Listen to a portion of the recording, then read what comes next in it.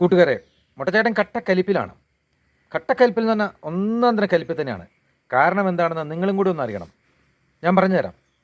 ഇന്നലെ ഏകദേശം ഒരു ഉച്ച സമയത്ത് ഞാൻ ഇരിട്ടിയിലെ പഴയ ബസ് സ്റ്റാൻഡിൻ്റെ അടുത്തുള്ള അവിടെ നിൽക്കുകയായിരുന്നു. വേറൊന്നുമില്ല, ഒന്ന് ഇരിട്ടി വരെ പോയതായിരുന്നു.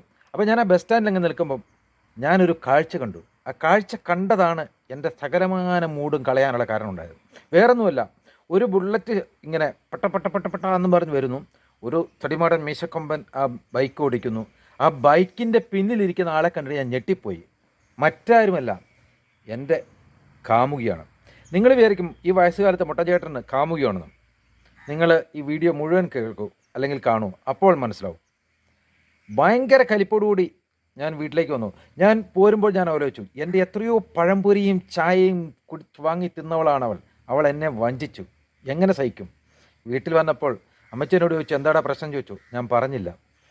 ഞാൻ പുഴയുടെ അവിടെ പോയി ഒരു പാറയിൽ ഇരുന്നു കൊണ്ട് വെള്ളത്തിലേക്ക് കല്ലുകൾ എറിഞ്ഞ് എൻ്റെ ദേഷ്യം ഞാൻ തീർത്തു. ഉറങ്ങാതെ ഉറങ്ങി ഒരു രാത്രി ഞാൻ തള്ളി നീക്കി. ഇന്ന് രാവിലെ എൻ്റെ സുഹൃത്തിനെ കണ്ടപ്പോൾ അവനാണ് പറഞ്ഞത്, അത് അവളുടെ കാമുകനൊന്നുമല്ല, അവളുടെ മൂത്ത സഹോദരൻ പട്ടാളത്തിൽ നിന്ന് അവധിക്ക് വന്നാണെന്ന്. പട്ടാളത്തിൽ നിന്ന് അവധിക്ക് വന്നു എന്ന് കേട്ടപ്പം ഞാനൊന്ന് അടങ്ങി. പട്ടാളക്കാരനല്ലേ, വേണ്ടാന്ന് വിചാരിച്ചു. അതാണല്ലോ ആരോഗ്യത്തിന് നല്ലത്. ഇപ്പോൾ ഈ വീഡിയോ ചെയ്യാനുള്ള കാരണം, ഈ സംഭവം ഒരു 65 വർഷം മുന്നേ നടന്നതാണ്.